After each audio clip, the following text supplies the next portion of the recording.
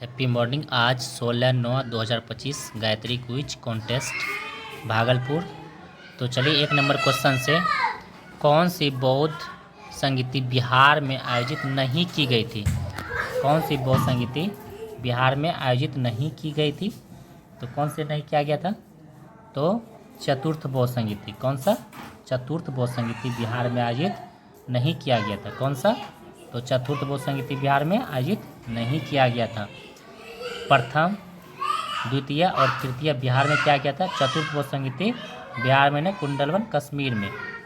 प्रथम राजगीर में, द्वितीय वैशाली में और तृतीय पाटलिपुत्र में और चतुर्थ कुंडलवन में। इस तरह से याद रखेंगे।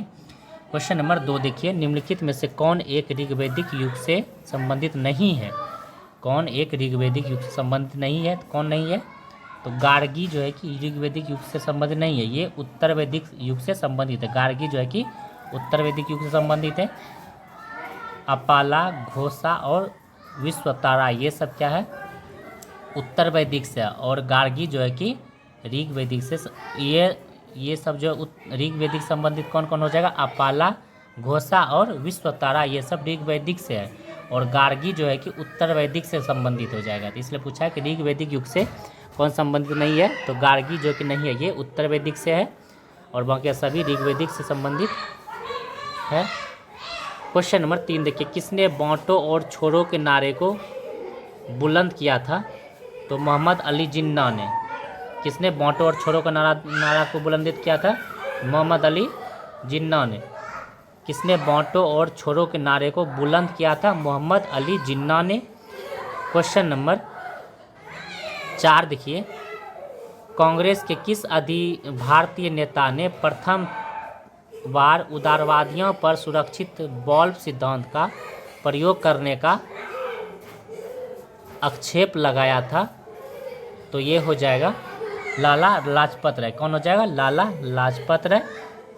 कांग्रेस के किस भारतीय नेता ने प्रथम बार उदारवादियों पर सुरक्षित बॉल्ब सिद्धांत का प्रयोग करने का अपेक्षा लगाया गया था? तो लाला लाजपत राय हो जाएगा। अब क्वेश्चन नंबर 5 पर आएंगे। विजयनगर साम्राज्य की वित्तीय व्यवस्था की मुख्य विशेषता क्या थी? विजयनगर साम्राज्य की वित्तीय व्यवस्था की मुख्य विशेषता क्या थी? तो आप लोग टिक कीजिए। तो हो जाएगा भू राजस्व। क्या हो जाएगा? भू राजस्व हो जाएगा। विजयनगर साम्राज्य की वित्तीय व्यवस्था मुख्य विशेषता क्या हो जाएगा? भू राजस्व हो जाएगा। क्वेश्चन नंबर 6 देखिए, सप्त क्रांति 7 क्रांतियों का समाजवादी विचार किसके द्वारा प्रस्तावित किया गया था? सप्त क्रांति यानी 7 क्रांतियों का समाजवादी विचार किसके द्वारा प्रस्तुत किया गया था? ये हो जाएगा राम मनोहर लोहिया के द्वारा। किसके द्वारा? राम मनोहर लोहिया के द्वारा। सप्त क्रांति या 7 क्रांति का समाजवादी विचार किसके द्वारा प्रस्तावित किया गया था? राम मनोहर लोहिया के द्वारा। क्वेश्चन नंबर 7 देखिए, किस आंदोलन के समय गांधी जी ने 1 वर्ष के भीतर स्वराज दिलाने का वादा किया था? ये हो जाएगा असहयोग आंदोलन। कौन सा हो जाएगा? असहयोग आंदोलन हो जाएगा। कौन सा हो जाएगा? असहयोग आंदोलन। किस आंदोलन के समय गांधी जी ने 1 वर्ष के भीतर स्वराज दिलाने का वादा किया था? तो असहयोग आंदोलन हो जाएगा। क्वेश्चन नंबर 8 देखिए, राजा राम मोहन राय ने अपनी युवावस्था में कुरान, फारसी, अरबी साहित्य का अध्ययन किस शहर में किया था? तो पटना में किया था। किस शहर में किया था? पटना में।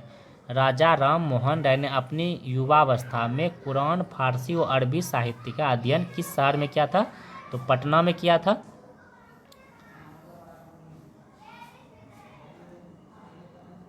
क्वेश्चन नंबर 9 को देखिए, देहलीवाल नाम का सिक्का किस वंश के काल में ढला गया था? कह रहा है कि देहलीवाल नाम का सिक्का किस वंश के काल में ढला गया था? तो तोमर काल में ढला गया था। किस काल में? तोमर काल को टिक करेंगे। देहलीवाल नाम का सिक्का किस वंश के काल में ढला गया था? तो तोमर काल में ढला गया था। किस काल में? तोमर काल हो जाएगा।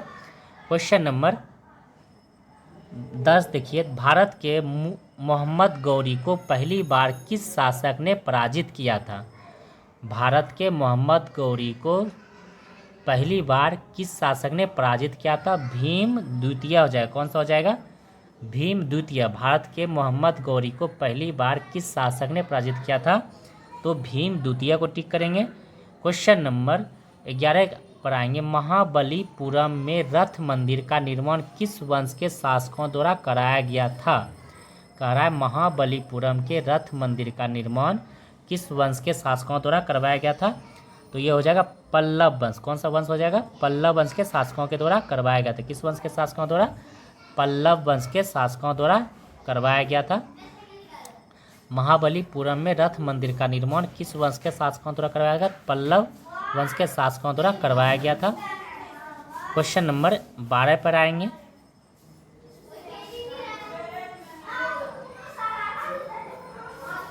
महात्मा गांधी के अनुसार निम्नलिखित में से किसने भारतीयों को अपनी ही भूमि पर अजनबी और अपाहिज बना दिया? क्या हो जाएगा? कहा है कि महात्मा गांधी के अनुसार निम्नलिखित में से किसने भारतीयों को अपनी ही भूमि पर अजनबी और अपाहिज बना दिया? तो अंग्रेजी शिक्षा ने। किस शिक्षा ने? तो हो जाएगा अंग्रेजी शिक्षा ने। महात्मा गांधी के अनुसार निम्नलिखित में से किसने भारतीयों को अपनी ही भूमि पर अजनबी और अपाहिज बना दिया? तो अंग्रेजी शिक्षा हो जाएगा। क्वेश्चन नंबर 13 देखिए, ऋग्वेद के किस मंडल में दशराग युद्ध का उल्लेख मिलता है? ऋग्वेद के किस मंडल में दशराग युद्ध का वर्णन मिलता है? तो 7वें मंडल में। किस मंडल में? तो 7वें मंडल को टिक करेंगे। क्वेश्चन नंबर 14 देखिए, किस मध्यकालीन शासक ने रुपया का प्रचलन कराया था? कह रहा है किस मध्यकालीन शासक ने रुपया का प्रचलन कराया था? कि ये कौन सा हो जाएगा? तो शेरशाह सूरी हो जाएगा। शेरशाह सूरी ने मध्यकालीन शासक में रुपया का प्रचलन करवाया था। किसने? शेरशाह सूरी ने करवाया था।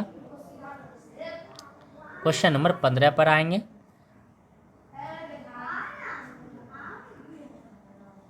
कह रहा है कि किस अंग्रेजी नेता ने 1918 में बिहार की यात्रा की ताकि होम रूल लिंग का गतिविधियों को बल मिल सके? तो किसने कहा?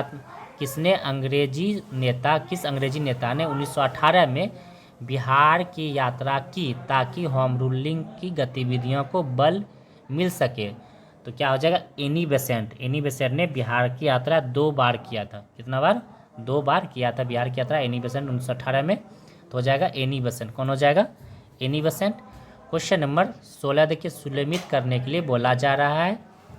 तो सुलेमित करने के लिए बोला जा रहा है तो रूसी साम्यवाद का जनक कौन हो जाएगा? रूसी साम्यवाद का जनक प्लेखानोव। कौन हो जाएगा? रूसी साम्यवाद का जनक प्लेखानोव हो जाएगा। रूसी साम्यवाद का जनक प्लेखानोव। और शून्यवाद का जनक तुर्गनेव। शून्यवाद का जनक कौन हो जाएगा? तुर्गनेव। और आदर्शवाद समाज का जनक कौन हो जाएगा? आदर्शवाद रॉबर्ट ओवेन। आदर्शवाद रॉबर्ट ओवेन। और समाजवाद शब्द का प्रयोग सर्वप्रथम रॉबर्ट ओवेन ने किया था। समाजवाद भी रॉबर्ट ओवेन और आदर्शवाद भी रॉबर्ट ओवेन ने। और शून्य समाजवाद का जनक प्लेखानोव और रूसी साम्यवाद का जनक प्लेखानोव और शून्यवाद का जनक ये तुर्गनेव। तुर्गनेव। शून्य क्या हो जाएगा? तुर्गनेव। और रूसी साम्यवाद का जनक प्लेखानोव हो जाएगा। आदर्श साम्यवाद का जनक कौन हो जाएगा? आदर्शवादी समाजवाद का प्रवर्तक कौन हो जाएगा? Robert Owen. और समाजवाद शब्द का प्रयोग भी रॉबर्ट ओवेन ने ही किया था। इस तरह से ऑप्शन नंबर सी सही हो जाएगा 16 का। क्वेश्चन नंबर 17 देखिए, फर्स्ट वर्ल्ड वार युद्ध के समय इंग्लैंड के प्रधानमंत्री कौन थे? फर्स्ट वर्ल्ड वार युद्ध के समय इंग्लैंड के प्रधानमंत्री कौन थे? लॉर्ड जॉर्ज थे। कौन थे? Lord George. First world war युद्ध के समय इंग्लैंड के प्रधानमंत्री कौन थे? लॉर्ड जॉर्ज थे। कौन थे? लॉर्ड जॉर्ज हो जाएगा। क्वेश्चन नंबर 18 पे आएंगे, करा इटली एवं जर्मनी के एकीकरण में सबसे बड़ा बाधक देश कौन है? इटली और जर्मनी के एकीकरण में सबसे बड़ा बाधक कौन सा हो जाएगा? तो ऑस्ट्रेलिया हो जाएगा। ऑस्ट्रेलिया हो जाएगा। इटली एवं जर्मनी के एकीकरण में सबसे बड़ा बाधक कौन हो जाएगा? ऑस्ट्रेलिया हो जाएगा। क्वेश्चन नंबर 19 देखिए, पीत आतंक के नाम से किसे जाना जाता है? आप लोग भी टिक कीजिए। पीत आतंक के नाम से किसे जाना जाता है? तो जापान को जाना जाता है। पीत आतंक के नाम से किसे जाना जाता है? जापान को जाना जाता है। क्वेश्चन नंबर 20 देखिए, निम्नलिखित कौन सा असत्य पूछा है? असत्य पूछा, लाल कुर्ती की स्थापना गैरिबाल्डी ने। सही है, लाल कुर्ती का स्थापना गैरिबाल्डी, ये सही हो जाएगा। उसके बाद लाल खामेर सेना का स्थापना किसने किया था? नरोत्तम सिंहनु ने, ये भी सही हो जाएगा। उसके बाद लाल सेना की स्थापना किसने किया था? ट्रोटस्की ने, ये भी सही हो जाएगा। भारत में लाल सेना का स्थापना 1930 में हुआ था, भारत में लाल सेना का स्थापना, और यही गलत हो जाएगा। खान अब्दुल गफ्फार खान ने इसने ये किया था, छात्र संगठन ने किया था। भारत में लाल सेना का स्थापना छात्र संगठन ने किया था, लेकिन इसका नेतृत्व किया था अर्जुन सिंह भदौरिया ने। भारत में लाल सेना का नेतृत्व किया था अर्जुन सिंह भदौरिया ने, और भारत का लाल सेना की स्थापना किया था छात्र संगठन के द्वारा। तो गलत यही हो जाएगा, और इसका आंसर हो जाएगा छात्र संगठन। क्या हो जाएगा? छात्र संगठन, छात्र संगठन। और इसका नेतृत्व क्या था? किसने? अर्जुन सिंह भदौरिया ने। किसने किया था? अर्जुन सिंह भदौरिया ने भारत में लाल सेना का स्थापना नेतृत्व किया था। ठीक है। क्वेश्चन नंबर 21 देखिए, बंधुआ मजदूर अधिनियम को संसद में किस वर्ष पारित किया गया था? बंधुआ मजदूर अधिनियम को संसद में किस वर्ष पारित किया गया था? तो किस वर्ष पारित किया गया था? 1976 में बंधुआ मजदूर अधिनियम संसद में किस वर्ष पारित किया गया था? 1976 हो जाएगा। क्वेश्चन नंबर 22 पर आएंगे। राष्ट्रीय आपात की उद्घोषणा राष्ट्रपति कर सकती है। कह रहा है क्वेश्चन नंबर 22 देखिए, राष्ट्रीय आपात की उद्घोषणा राष्ट्रपति कर सकता है, तो क्या हो जाएगा?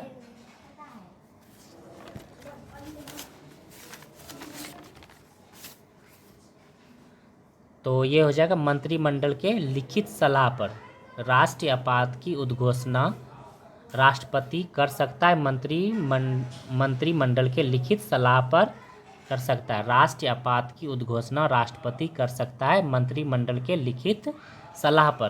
क्वेश्चन नंबर 23 देखिए, संसद के दोनों सदनों की संयुक्त बैठक की संकल्पना किस देश के संविधान से लिया गया है? कह रहा है संसद के दोनों सदनों की संयुक्त बैठक की संकल्पना किस देश से लिया गया है? तो किस देश से लिया गया? ऑस्ट्रेलिया। क्या टिक करेंगे? ऑस्ट्रेलिया से लिया गया है। संसद के दोनों सदनों की संयुक्त बैठक की संकल्पना किस देश से लिया गया? ऑस्ट्रेलिया से लिया गया है। क्वेश्चन नंबर 24 देखिए, लोकसभा के सचिवालय स्टाफ की नियुक्ति की शक्ति निहित है। लोकसभा के सचिवालय के स्टाफ की नियुक्ति शक्ति किसमें निहित है? लोकसभा अध्यक्ष के परामर्श पर उपरांत राष्ट्रपति द्वारा। किसके द्वारा? राष्ट्रपति के। लोकसभा अध्यक्ष से परामर्श के उपरांत राष्ट्रपति के द्वारा हो जाएगा। लोकसभा के सचिवालय स्टाफ की नियुक्ति की शक्ति किसमें निहित है?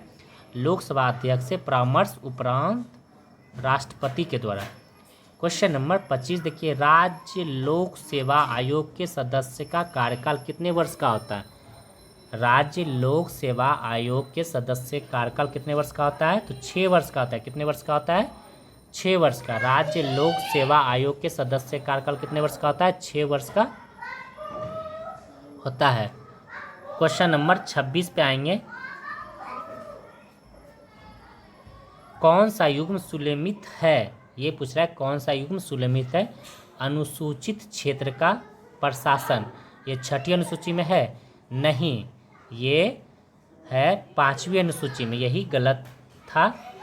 ऑप्शन नंबर 1 जो कि गलत था सही हो जाएगा। 5वीं अनुसूची। 6ठी अनुसूचित में 4 राज्य हो जाएगा। अनुसूचित जाति संबंधित 4 राज्य में अनुसूचित 6ठी हो जाएगा। इसमें क्या हो जाएगा? 5वीं। क्या हो जाएगा? 5वीं अनुसूची हो जाएगा। 5वीं क्या हो जाएगा? कौन से युग्म सुलेमित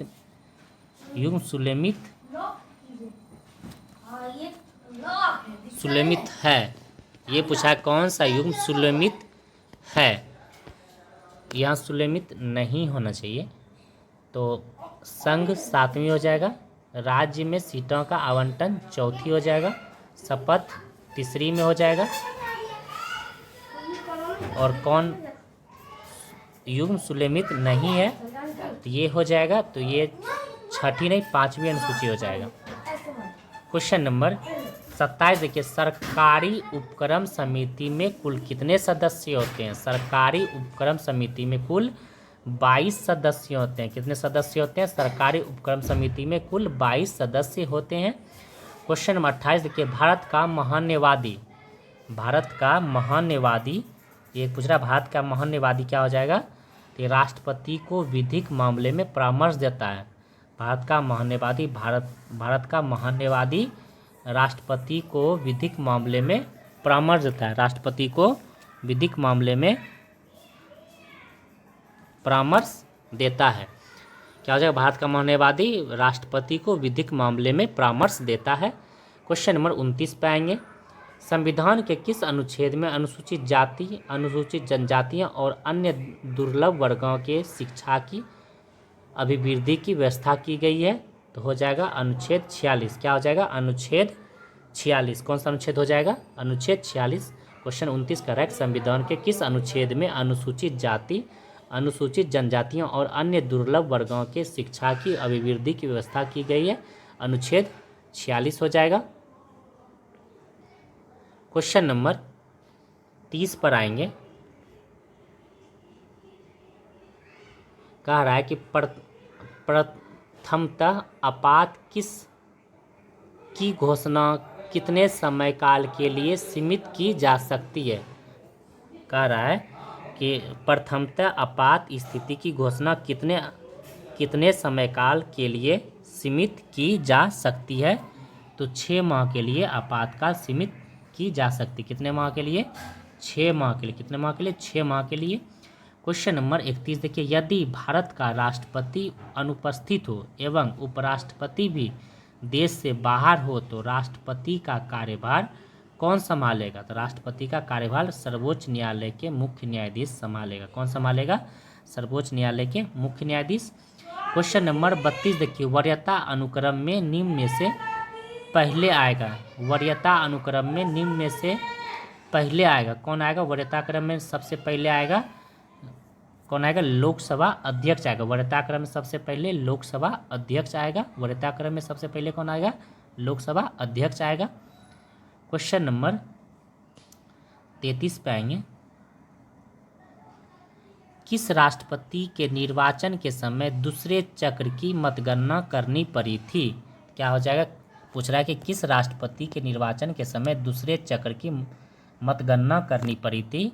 तो बीबी गिरी। कौन सा हो जाएगा राष्ट्रपति? बीबी गिरी के समय में दोबारा मतगणना करना पड़ा था। क्वेश्चन नंबर 34 देखिए, भारत के कुल कितने क्षेत्रीय परिषद हैं? भारत के कुल कितने क्षेत्र परिषद हैं? आप लोग बताइए।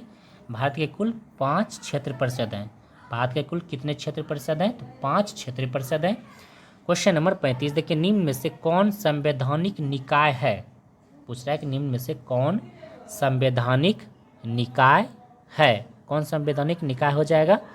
तो ये हो जाएगा वित्त आयोग एक संवैधानिक निकाय है। निम्न में से कौन संवैधानिक निकाय है? तो वित्त आयोग एक संवैधानिक निकाय है। क्वेश्चन नंबर 36 देखिए, नियंत्रण एवं महालेखा परीक्षण अपनी रिपोर्ट किसे सौंपता है?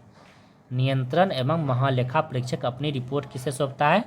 तो राष्ट्रपति को सौंपता है। नियंत्रण एवं महालेखा परीक्षक अपनी रिपोर्ट किसे सौंपता है? तो राष्ट्रपति को सौंपता है। क्वेश्चन नंबर 37 पे आएंगे,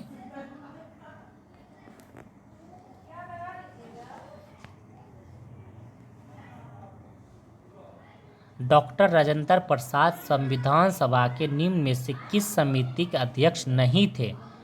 डॉक्टर राजेंद्र प्रसाद संविधान सभा के निम्न में से किस समिति के अध्यक्ष नहीं थे?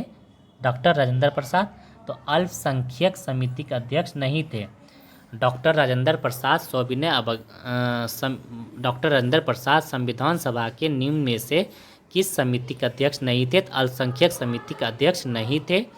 क्वेश्चन नंबर 38 देखिए, निम्न में से किस संविधान संशोधन द्वारा लोकसभा तथा विधानसभाओं की सीटों की संख्या में वर्ष 2026 तक कोई परिवर्तन नहीं करने का प्रावधान किया गया है। तो अनुच्छेद 84वां हो जाएगा। क्या हो जाएगा? 84वां संविधान संशोधन के निम्न किस संविधान संशोधन के द्वारा लोकसभा तथा विधानसभा की सीटों की संख्या में वर्ष 2026 तक कोई परिवर्तन नहीं करने का प्रावधान है? तो 84वां संविधान संशोधन के तहत कोई सीटों का प्रावधान करने का बढ़ाने का प्रावधान नहीं है 84वां संविधान संशोधन के द्वारा। क्वेश्चन नंबर 39 देखिए, निम्नलिखित में से किस अधिनियम के द्वारा गवर्नर जनरल की परिषद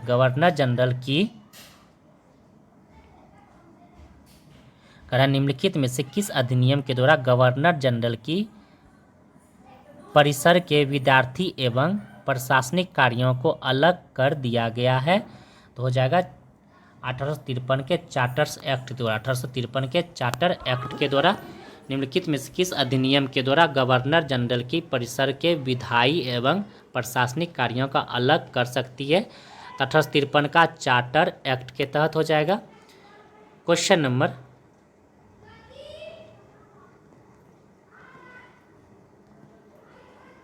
40 पे आएंगे। कह रहा है कि निम्नलिखित में से कौन वित्त आयोग के सदस्य के लिए आवश्यक अहर्ताओं का निर्धारण करता है? निम्नलिखित में से कौन वित्त आयोग के सदस्यों के लिए आवश्यक अहर्ताओं का निर्धारण करता है? तो ये हो जाएगा संसद विधि द्वारा। किस विधि द्वारा? संसद विधि द्वारा। निम्नलिखित में से कौन वित्त आयोग के सदस्य के लिए आवश्यक अहर्ताओं का निर्धारण करता है? संसद विधि द्वारा। किस विधि द्वारा? संसद के विधि द्वारा। क्वेश्चन नंबर 41 के भारत में पहली सूती कपड़ा मिल की स्थापना कब और कहाँ की गई थी? भारत में पहली सूती कपड़ा मिल की स्थापना कब और कहाँ की गई थी? 1854 में बम्बई में। कहाँ की गई थी? 1854 में बम्बई में भारत में पहली सूती कपड़ा मिल की स्थापना कब और कहाँ की गई थी? 1854 में बम्बई में। क्वेश्चन नंबर 42 देखिए, वैश्विक वित्तीय स्थिरता रिपोर्ट जारी करता है IMF। वैश्विक वित्तीय स्थिरता रिपोर्ट जारी करता IMF। क्वेश्चन नंबर 43 देखिए, निम्नलिखित में कौन से कारण उत्पादन के कारण नहीं माने जाते हैं? कौन से उत्पादन के कारण नहीं माने जाते? लाभ जो है कि उत्पादन के कारण नहीं माने जाते। कौन नहीं माने जाते? लाभ उत्पादन के कारण नहीं माने जाते हैं। क्वेश्चन नंबर 44 पे आएंगे। कह रहा है क्या? राष्ट्रीय महिला आयोग कोष की स्थापना किस पंचवर्षीय योजना के दौरान की गई थी? राष्ट्रीय महिला आयोग कोष की स्थापना किस पंचवर्षीय योजना के दौरान की गई थी? आप लोग बताइए। तो 8वीं पंचवर्षीय योजना हो जाएगा। राष्ट्रीय महिला आयोग कोष की स्थापना किस पंचवर्षीय योजना के दौरान की गई थी? 8वीं पंचवर्षीय योजना के दौरान की गई थी। क्वेश्चन नंबर 45 देखिए, रेखीय समिति का संबंध है। रेखीय समिति का संबंध किससे हो जाएगा? तो अप्रत्यक्ष कर से हो जाएगा। आप जिस मेरे बोलने से पहले आप लोग के मन में सोच के रखिए। रेखीय समिति का संबंध किससे हो जाएगा? रेखीय समिति का संबंध अप्रत्यक्ष कर से। किससे हो जाएगा? अप्रत्यक्ष कर से। रेखीय समिति का संबंध किससे हो जाएगा? अप्रत्यक्ष कर से। रेखीय समिति का संबंध अप्रत्यक्ष कर से हो जाएगा। क्वेश्चन नंबर 46 पे आएंगे। होर्मुज जल संधि क्या कर रहा है? होर्मुज जल संधि जोड़ता है पर्सिया की खाड़ी को ओमान की खाड़ी से। होर्मुज पर्सिया की खाड़ी से ओमान की खाड़ी को। पर्सिया मतलब पारस की खाड़ी से ओमान की खाड़ी से। पारस की खाड़ी से ओमान की खाड़ी से होर्मुज जल संधि जोड़ती है। क्वेश्चन नंबर 17 देखिए, मैगिनॉट रेखा किन देशों के बीच विद्यमान है? मैगिनॉट रेखा जर्मनी और फ्रांस। मैगिनॉट रेखा जर्मनी और फ्रांस हो जाएगा। मैगिनॉट रेखा जर्मनी और फ्रांस को विद्यमान करती है। विद्यमान। क्वेश्चन नंबर 48 तक लदांग संदर्भित करता है। लदांग किसे संदर्भित करता है? स्थानांतरण कृषि को। लदांग स्थानांतरण कृषि को संदर्भित करता है। लदांग स्थानांतरण कृषि को संदर्भित करता है। क्वेश्चन नंबर 49 देखिए, दुनिया का सबसे बड़ा नदी द्वीप कौन सा हो जाएगा? दुनिया का सबसे बड़ा नदी द्वीप माजुली जो कि असम में है। दुनिया का सबसे बड़ा नदी द्वीप माजुली जो कि असम में है। क्वेश्चन नंबर 50 देखिए, भारत का सबसे बड़ा द्वितीय नदी कौन सा हो जाएगा? भारत का द्वितीय सबसे बड़ा नदी गोदावरी, और पहला तो जान ही रहे गंगा हो जाएगा। भारत का सबसे बड़ा द्वितीय नदी गोदावरी, पहला गंगा हो जाएगा। क्वेश्चन नंबर 51 पे आएंगे। निम्न में से कौन अलकनंदा और भागीरथी को संगम स्थल है? अलकनंदा और भागीरथी हो जाएगा देवप्रयाग, ऑप्शन नंबर डी हो जाएगा। अलकनंदा और भागीरथी देवप्रयाग हो जाएगा। अलकनंदा और भागीरथी देवप्रयाग हो जाएगा। क्वेश्चन नंबर 52 देखिए, भारतीय क्षेत्र में 2 ज्वालामुखी द्वीप है। भारतीय क्षेत्र में कितने ज्वालामुखी हैं? 2 ज्वालामुखी हैं। कौन सा? नारकोडम और बैरन। नारकोडम और बैरन हो जाएगा, जो कि अंडमान, एगो अंडमान में, एगो अंडमान निकोबार द्वीप। नारकोडम अंडमान निकोबार द्वीप में है, और बैरन अंडमान में। एगो सुषुप्त ज्वालामुखी है, एगो प्रसुप्त ज्वालामुखी है। तो भारत क्षेत्र में 2 ज्वालामुखी द्वीप है। कौन सा? नारकोडम और बैरन हो जाएगा। नारकोडम और बैरन, ऑप्शन नंबर 52 का डी हो जाएगा। क्वेश्चन नंबर 53 देखिए, लोकटक एक क्या है? लोकटक सीधी सी बात है, लोकटक झील मणिपुर में। तो झील क्या है? लोकटक क्या है? एक झील है। क्वेश्चन नंबर 54 देखिए, ग्राउंड जीरो क्या है? ग्राउंड जीरो क्या है? तो ग्राउंड जीरो क्या है? तो ये हो जाएगा ग्राउंड जीरो। ग्राउंड जीरो क्या हो जाएगा? न्यूयॉर्क। ग्राउंड जीरो न्यूयॉर्क हो जाएगा। ग्राउंड जीरो न्यूयॉर्क क्या हो जाएगा? ग्राउंड जीरो क्या है? न्यूयॉर्क हो जाएगा। क्वेश्चन 55 के, खंभात की खाड़ी किसके मध्य स्थित है? खंभात की खाड़ी किसके मध्य पूछ रहा है? खंभात की खाड़ी किसके मध्य है? तो ये हो जाएगा भावनगर और सूरत के बीच। खंभात की खाड़ी किसके मध्य है? भावनगर और सूरत के बीच। खंभात की खाड़ी किसके मध्य है? भावनगर और सूरत के बीच। क्वेश्चन नंबर 56 देखिए, अंतर्राष्ट्रीय तिथि रेखा किस महासागर से होकर गुजरती है? अंतर्राष्ट्रीय तिथि रेखा किस महासागर से होकर गुजरती है? तो प्रशांत महासागर से। अंतर्राष्ट्रीय तिथि रेखा किस महासागर से होकर गुजरती है? तो प्रशांत महासागर। अंतर्राष्ट्रीय तिथि रेखा किस महासागर से होकर गुजरती है? प्रशांत महासागर से होकर गुजरती है। क्वेश्चन नंबर 57 देखिए, अंशुसियन किस देश की राजधानी है? अंशुसियन किस देश की राजधानी है? तो पराग्वे का। कौन सा हो जाएगा? अंशुसियन। पराग्वे देश की राजधानी अंशुसियन हो जाएगा। क्वेश्चन नंबर 58 देखिए, 2011 की जनगणना के अनुसार न्यूनतम जनसंख्या घनत्व केंद्रशासित प्रदेश कौन सा हो जाएगा? न्यूनतम जनसंख्या घनत्व केंद्रशासित प्रदेश कौन सा हो जाएगा? अंडमान निकोबार। कौन सा हो जाएगा? अंडमान निकोबार। 2011 की जनगणना के अनुसार न्यूनतम जनसंख्या घनत्व किस केंद्रशासित प्रदेश का हो जाएगा? अंडमान निकोबार का हो जाएगा। क्वेश्चन नंबर 59 देखिए, निम्नलिखित में से कौन सुलेमित है? तो कौन सुलेमित हो जाएगा? तो हेलोक्लाइन लवणता प्रवणता को दर्शाती है, सही है। पिक्नोक्लाइन घनत्व प्रवणता को दर्शाती है, ये भी सही है। थर्मोक्लाइन गहराई के साथ तापमान परिवर्तन करता है को दर्शाता है, तो ये भी सही है, यानी कि सभी सही हो जाएगा। क्वेश्चन नंबर 60 देखिए, सैटेलाइट फोन से लैस होने वाला भारत का पहला राष्ट्रीय उद्यान कौन सा हो जाएगा? सैटेलाइट फोन से लैस होने वाला भारत का पहला कौन सा हो जाएगा? उद्यान कौन सा हो जाएगा? काजीरंगा राष्ट्रीय उद्यान हो जाएगा। सैटेलाइट फोन से लैस होने वाला भारत का पहला राष्ट्रीय उद्यान कौन सा हो जाएगा? काजीरंगा राष्ट्रीय उद्यान हो जाएगा। क्वेश्चन नंबर 61 पे आएंगे। करा कि सुलेमित करें गहन परिस्थितिकी शब्द। गहन परिस्थितिकी हो जाएगा शब्द अर्नीज नेस ने। अर्नीज नेस ने, ऑप्शन नंबर डी हो जाएगा। गहन परिस्थितिकी शब्द दिया था अर्नीज नेस ने। किसने दिया था? अर्नीज नेस ने। हॉट स्पॉट शब्द दिया था नॉर्मन मेयर्स ने। नॉर्मन मेयर्स ने हॉट स्पॉट। नॉर्मन मेयर्स ने हॉट स्पॉट। नॉर्मन मेयर्स ने हॉट स्पॉट किसने दिया था?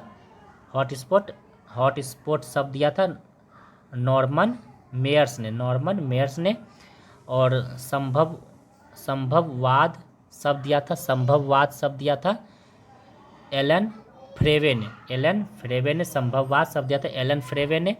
और परिस्थितिकी निवेश की संकल्पना दिया था ग्रीन लेने, किसने दिया था? ग्रीन लेने।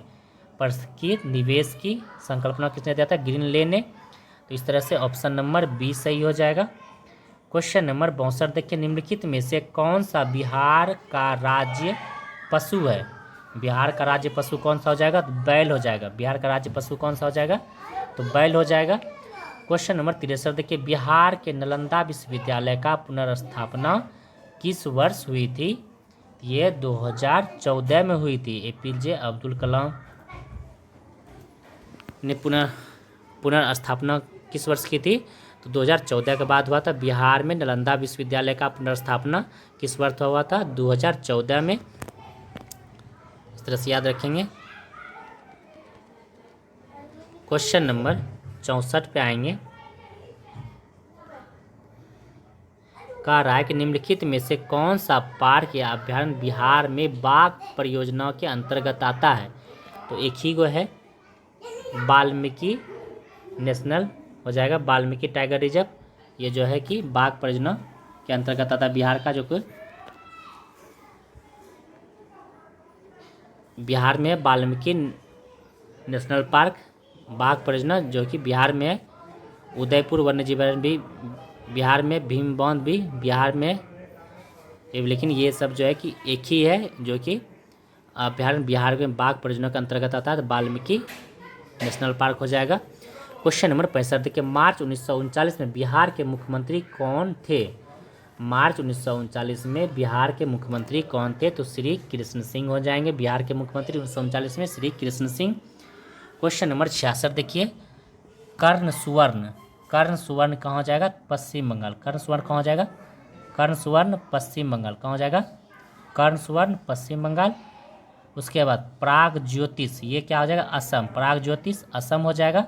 गिरनार गुजरात में हो जाएगा। और प्रतिष्ठान महाराष्ट्र में हो जाएगा। प्रतिष्ठान महाराष्ट्र में हो जाएगा। इससे याद रखिए, कर्ण सुवर्ण पश्चिम बंगाल, कर्ण सुवर्ण पश्चिम बंगाल, यही याद नहीं होगा, बाकी सब तो आप लोग को याद ही होगा। कर्ण सुवर्ण पश्चिम बंगाल, प्रयाग ज्योतिष असम, गिरनार गुजरात और प्रतिष्ठान महाराष्ट्र। इस तरह से हो जाएगा 66 का सी नंबर ऑप्शन सही। क्वेश्चन नंबर 67 देखिए, लोक कला चित्रकला, गोदना कहाँ का हो जाएगा? गोदना बिहार का हो जाएगा। गोदना कहाँ का हो जाएगा? बिहार का। वारली रंगोली हो जाएगा महाराष्ट्र का। और मेहंदी राजस्थान का हो जाएगा। मेहंदी फंड मांडना मेहंदी राजस्थान का। और जादव पारिया और पैतरक ये हो जाएगा झारखंड का। जादव पारिया पैतरक हो जाएगा इस तरह झारखंड का। इस तरह से सभी आमने सामने है, तो ऑप्शन नंबर ए सही हो जाएगा 67 का। क्वेश्चन नंबर 68 पे आएंगे। कह रहा है कि कौन असत्य है? एक निब्बल बराबर 4 बीट, सही है। 1 बाइट बराबर 8 बीट, ये भी सही है। 1 बाइट 2 निब्बल के बराबर होता है, ये भी सही है, यानी कि सभी सही हो जाएगा। क्वेश्चन नंबर 69, कंप्यूटर के क्षेत्र में महान क्रांति किस वर्ष हुई थी?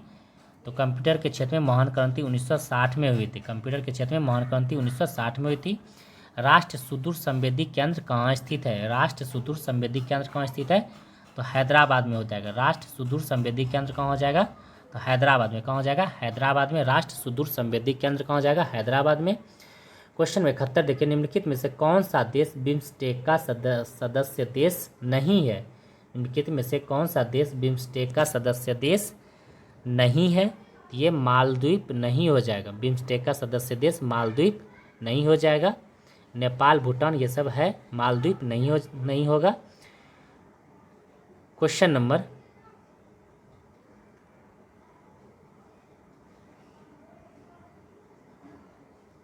72 पे आएंगे। ये पूछा जा रहा है कौन सा दिन होलोकास्ट मेमोरियल डे के रूप में मनाया जाता है? बहुत बढ़िया क्वेश्चन है। होलोकास्ट मेमोरियल डे के रूप में मनाया जाता है तो 27 जनवरी हो जाएगा। कौन सा हो जाएगा? 27 जनवरी को होलोकास्ट मेमोरियल डे के रूप में मनाया जाता है। 27 जनवरी को होलोकास्ट मेमोरियल डे के रूप में मनाया जाता है। क्वेश्चन नंबर 73 देखिए, जाकिर हुसैन को भारत रत्न कब सम्मानित किया गया? जाकिर हुसैन को भारत रत्न से कब सम्मानित किया गया? जाकिर हुसैन को भारत रत्न से कब सम्मानित किया गया? 1963 में। जाकिर हुसैन को भारत रत्न से कब सम्मानित किया गया? जाकिर हुसैन को 1963 में भारत रत्न से सम्मानित किया गया था। जाकिर हुसैन को 1963 में भारत रत्न से सम्मानित किया गया था। क्वेश्चन नंबर 74, कौन सुलेमित नहीं है? मास्टर ब्लास्टर क्या हो जाएगा? सचिन तेंदुलकर। मास्टर ब्लास्टर क्या हो जाएगा? सचिन तेंदुलकर सही है। मुल्तान का सुल्तान वीरेंद्र सहवाग, ये भी सही है। बंगाल टाइगर राहुल द्रविड़ नहीं, बंगाल टाइगर आशुतोष मुखर्जी हो जाएगा। आशुतोष मुखर्जी बंगाल टाइगर हो जाएगा, यही गलत हो जाएगा। 3 नंबर गलत हो जाएगा। कौन सा हो जाएगा? 3 नंबर गलत हो जाएगा। 3, 74 का सी गलत है, सही नहीं है। Bengal tiger Ashutosh Mukherjee. Lightning king Vishwanath Anand, 4 सही हो जाएगा। Lightning king Vishwanath Anand, lightning king Vishwanath Anand, याद रखेंगे। Lightning king Vishwanath Anand. Master blaster Sachin Tendulkar. Multan का सुल्तान वीरेंद्र सहवाग, मुल्तान का सुल्तान वीरेंद्र सहवाग। लाइटनिंग किंग विश्वनाथ आनंद, इस तरह से याद रखेंगे। क्वेश्चन नंबर 75 पे आएंगे। अल मुखबरात किस देश का गुप्तचर संस्था है? अल मुखबरात इराक, याद रखें। अल मुखबरात इराक। मैना मिस्र, इस तरह से याद रखेंगे। अल मुखबरात किस देश का गुप्तचर संस्था? इराक का।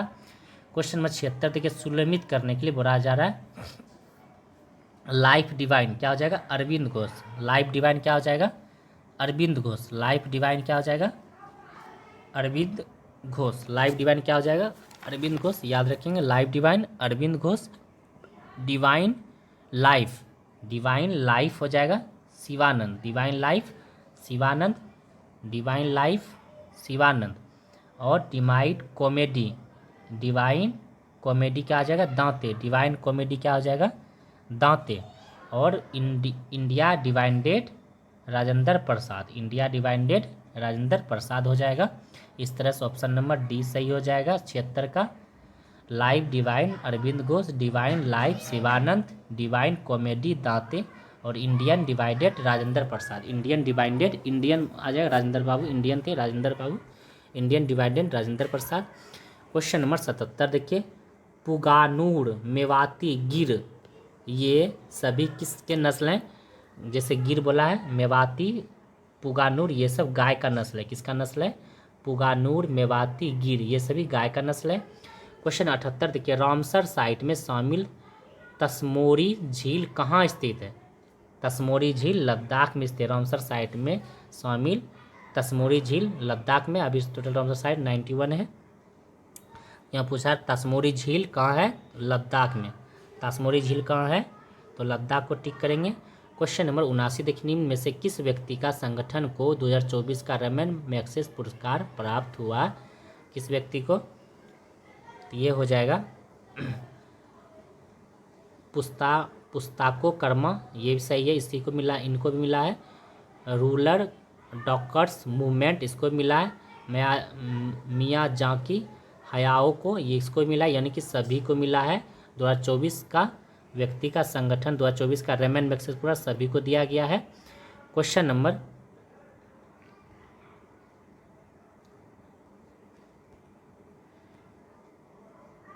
80 पर आएंगे।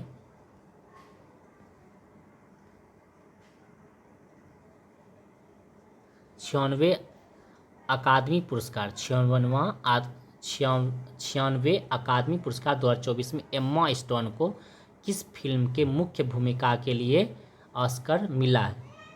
पुअर थिंग्स के लिए। किसके लिए? पुअर थिंग्स के लिए। 96वें अकादमी पुरस्कार 2024 में एम्मा स्टोन को किस फिल्म में मुख्य भूमिका के लिए ऑस्कर मिला है? तो पुअर थिंग्स को। किस फिल्म के लिए? पुअर थिंग्स के लिए। क्वेश्चन नंबर 81 कि न्यूयॉर्क सिटी के मेयर का नाम क्या है जिन्होंने 14 अप्रैल 2025 को डॉक्टर अंबेडकर दिवस घोषित किया है? तो एरिक एडम्स हो जाएगा। क्या हो जाएगा? Eric Adams. क्या हो जाएगा? Eric Adams. कह रहा है कि न्यूयॉर्क सिटी के मेयर का नाम क्या है जिन्होंने 14 अप्रैल 2025 को डॉक्टर अंबेडकर दिवस घोषित किया है? एरिक एडम्स हो जाएगा। क्वेश्चन नंबर 82 देखिए, 38वें राष्ट्रीय खेल 2025 में बिहार ने कितने रजत पदक जीते हैं? बिहार ने कितने रजत पदक जीते हैं? 6, 5, 1, इस तरह से गोल्ड मेडल 1 जीता है और कांस्य 5 जीता है और रजत पूछा है तो 6। रजत मेडल कितना जीता है? तो 6, 1, 5, 6 याद रखेंगे। एक जीता है गोल्ड मेडल, एक हो जाएगा कांस्य हो जाएगा 5 और सिल्वर हो जाएगा 6। इस तरह से याद रखें। क्वेश्चन नंबर 83 देखिए, 2025 के बजट में भविष्य विभाग की स्थापना करने वाला देश का पहला राज्य कौन सा हो जाएगा? तो हरियाणा। कौन सा हो जाएगा? हरियाणा। 2025 के बजट में भविष्य विभाग की स्थापना करने वाला देश का पहला राज्य कौन हो जाएगा? हरियाणा। क्वेश्चन नंबर 84 देखिए, कार्सिनोमा के उपचार के लिए किस धातु यौगिक का उपयोग किया जाता है? कार्सिनोमा के उपचार के लिए किस धातु यौगिक का उपयोग किया जाता है? तो किसका किया जाता है? प्लेटिनम का। कार्सिनोमा के उपचार के लिए किस धातु यौगिक का उपयोग किया जाता है? प्लेटिनम का उपयोग किया जाता है कार्सिनोमा के लिए, प्लेटिनम का उपयोग। बहुत बढ़िया क्वेश्चन। ये सब क्वेश्चन नहीं मिलेगा, बीपीएससी में पूछा हुआ है। कार्सिनोमा के उपचार के लिए किस धातु यौगिक का उपयोग किया जाता है? प्लेटिनम का। क्वेश्चन नंबर 85 देखिए, गर्भ निरोधक गोलियों में किस यौगिक का उपयोग किया जाता है? गर्भ निरोधक गोलियों में किस यौगिक का उपयोग किया जाता है?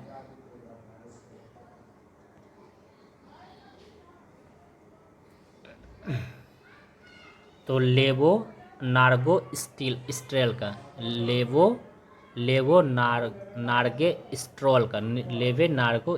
लेवोनार्गोस्ट्रोल का गर्भ निरोधक गोलियों में किस यौगिक का उपयोग किया जाता है? लेवोनार्गोस्ट्रोल का। क्वेश्चन नंबर 86 देखिए, 0.1 NaCl समाधान का पीएच मान क्या हो जाएगा?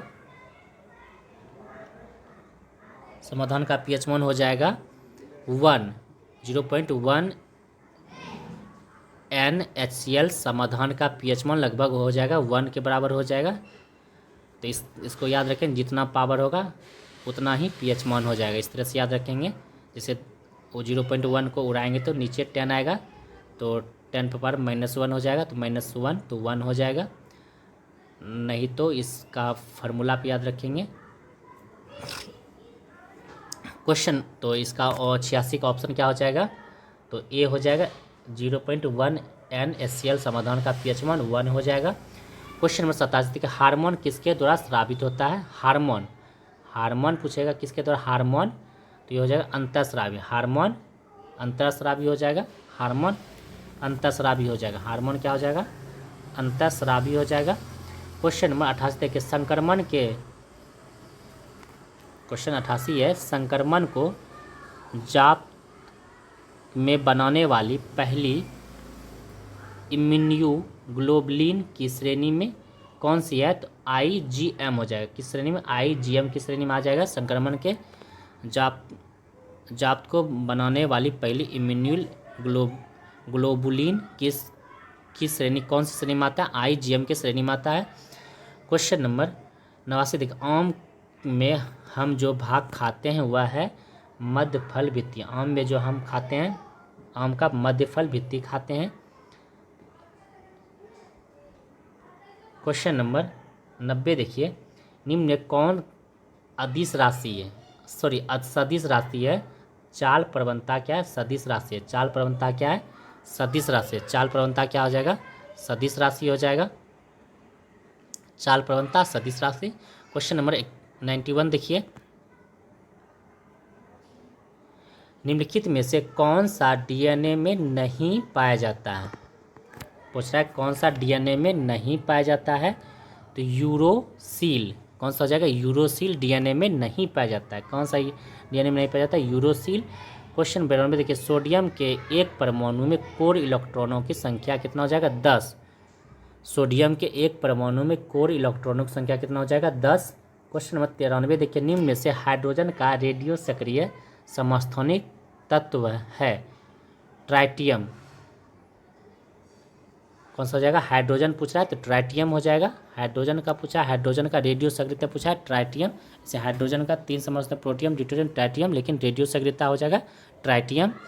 क्वेश्चन नंबर 94 देखिए, दूरदृष्टि दोष में प्रतिबिंब कहाँ पर बनता है?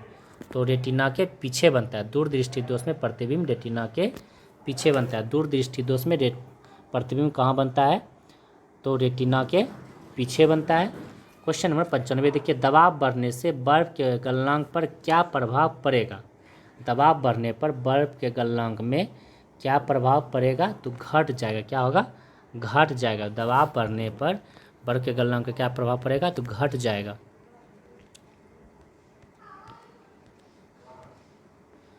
क्वेश्चन नंबर 96 पर आएंगे। समतल दर्पण में वस्तु 2 मीटर की दूरी पर रखी है तो उसके प्रतिबिंब तथा वस्तु के बीच दूरी हो जाएगा, तो दोगुना हो जाएगा, 4 मीटर हो जाएगा। कितना हो जाएगा, 4 मीटर। कितना हो जाएगा, 4 मीटर। समतल दर्पण के में वस्तु 2 मीटर की दूरी पर रखी है तो उसके प्रतिबिंब तथा वस्तु की दूरी क्या हो जाएगी, 4 मीटर हो जाएगा। कितना हो जाएगा, 4 मीटर हो जाएगा। क्वेश्चन नंबर 97 देखिए, हाइड्रोजन को जलाने से क्या बनता है। हाइड्रोजन को जलाने से पानी बनता है। हाइड्रोजन को जलाने से क्या बनेगा, तो पानी बन जाएगा। हाइड्रोजन को जलाने से पानी बन जाएगा। क्वेश्चन नंबर 98 देखिए, एक ही पदार्थ के अणुओं के बीच कार्यकारी आकर्षण बल को क्या कहा जाता है, तो स्वसंजक बल कहा जाता है। एक ही पदार्थ के अणुओं के बीच कार्यकारी आकर्षण बल को क्या कहा जाता है, स्वसंजक बल कहा जाता है। क्वेश्चन नंबर 99 देखिए, पदार्थ का परमाणुविक सिद्धांत सर्वप्रथम किसने दिया था, जॉन डाल्टन ने। पदार्थ का परमाणुविक सिद्धांत किसने दिया था, जॉन डाल्टन ने। क्वेश्चन नंबर 100 देखिए, सार्वत्रिक गुरुत्वाकर्षण नियतांक का मान होता है 6.67 गुना 10⁻11 न्यूटन मीटर स्क्वायर प्रति केजी स्क्वायर। तो ऑप्शन नंबर 100 का डी हो जाएगा। क्या हो जाएगा, 100 का ऑप्शन नंबर डी। सर्वाधिक गुरुत्वाकर्षण नियतांक 6.67 गुना 10⁻11 न्यूटन मीटर स्क्वायर पर केजी स्क्वायर हो जाएगा। क्वेश्चन नंबर 101 पे आएंगे।